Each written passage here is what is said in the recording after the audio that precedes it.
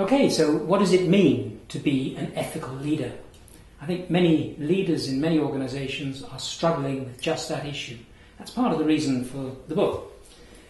One of the things that came across in the 12 months work of research and preparation and production of the book was the fact that there were a limited number of things that really senior people need to do in relation to ethics. The first thing is setting the tone. This might seem a kind of obvious thing to do, but many leaders find that they're struggling with, well, how do I set the tone? So the book obviously, and the work that I've done in looking at leaders, tries to really explain what does tone mean and how do you go about setting it. In essence, we're asking the leader to look closely at their own ethical compass. So tone is obviously one of the first factors that we can tell leaders, you have to get that right. Everything else flows from that. The second thing is you have to be authentic.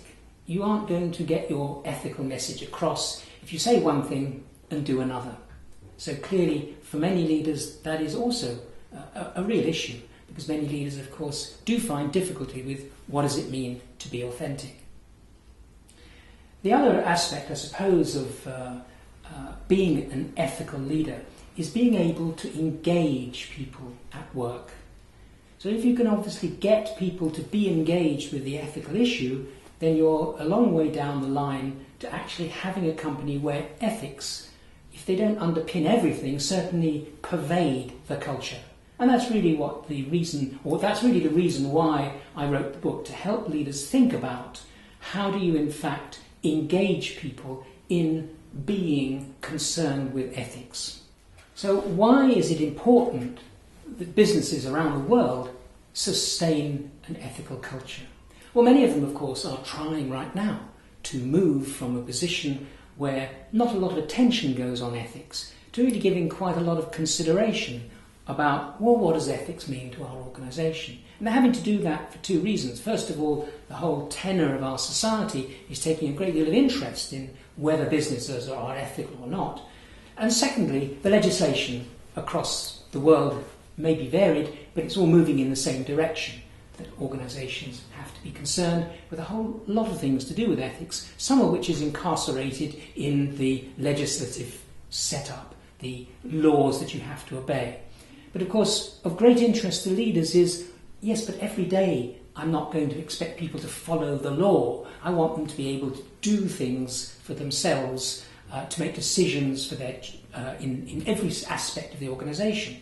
So one of the things that I was concerned with in writing the book on ethical leadership was this whole business about, well, okay, if you can move the culture to be more ethical, how do you sustain it? What do you do to make the organisation stay that way without deteriorating back to how it was before? Or, as they often say, the sociologists looking at this, there's entropy, things naturally deteriorate.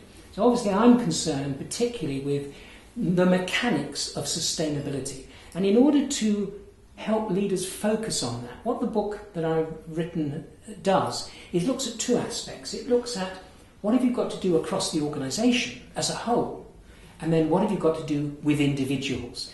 And it's individuals ultimately who make the difference. You can set up all the codes that you like, you can set up all the rules and the systems and the procedures and the requirements and the monitoring, all those hardline stuff which has to be there.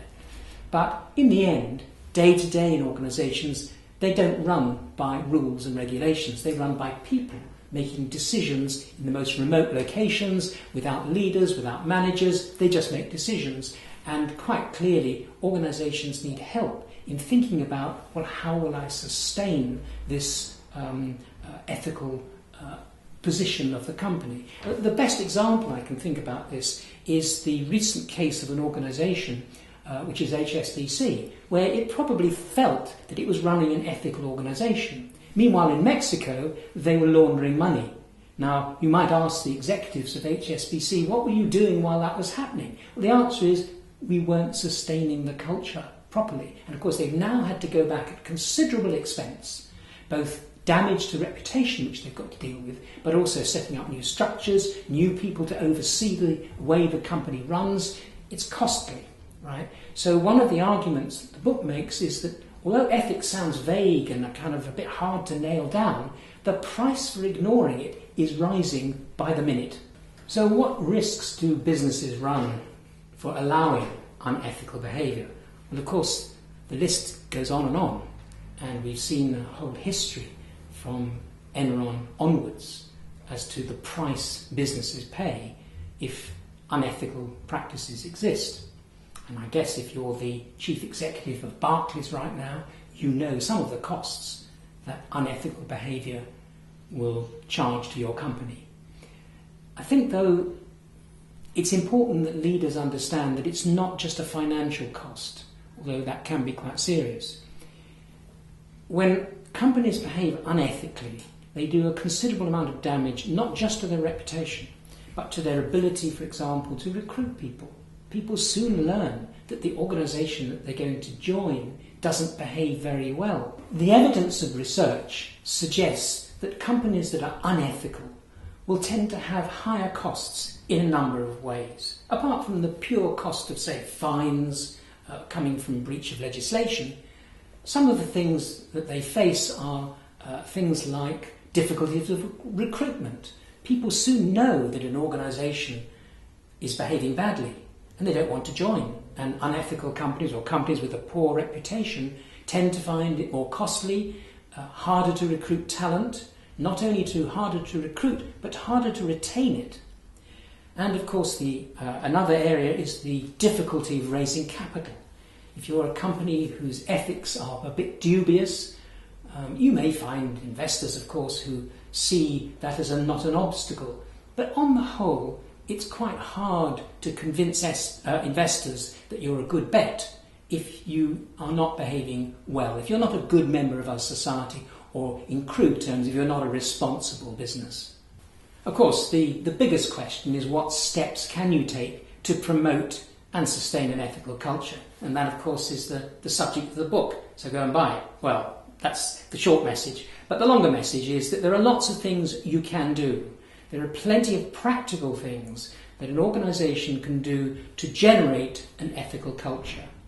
I've talked elsewhere about the tone of the top management, but there are lots of very practical things. For example, the Human Resources Department has a major role to play in developing ethical policies and procedures and thinking within an organisation. But many HR people, of course, are a bit doubtful about that. They're not sure of their ethical role or what they should be doing in relation to ethics. And that's a subject that I'm tackling elsewhere. But it's certainly within the book I mention some of the routes that you can travel.